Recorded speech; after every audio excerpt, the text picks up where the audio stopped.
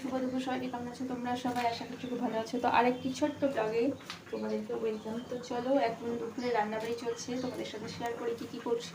তো আজকেও নিরামিষ, মঙ্গলবার নিরামিষ খাই। তো দেখো, এখানে আছে হচ্ছে লাউ দিয়ে মুগ ডাল করছি,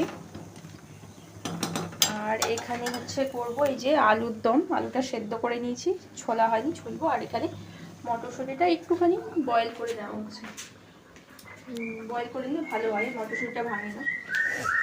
তো আর এখানে করছি হচ্ছে এই যে কচুর শাক ছোলা দিয়ে। তোমাদের কচুর শাক কার কার ভালো লাগে আমাকে প্লিজ কমেন্ট করে জানাবো। এই শাকটা আমি সকালবেলা করছি, কালকে রাতে কেটে রাখছিলাম, আর সকালে করছি কারণ বড় ডিউটি ছিল, 7টা বেজে গেছে, তো তখনই আমি করে ফেলছি এটা। আর ভাত করছি, শীতের দিন যেহেতু, তখন তো সকালে ভাত করলে ভাতটা ঠান্ডা হয়ে যায়, তো ভাত আবার পরে আমাকে করতে হয়।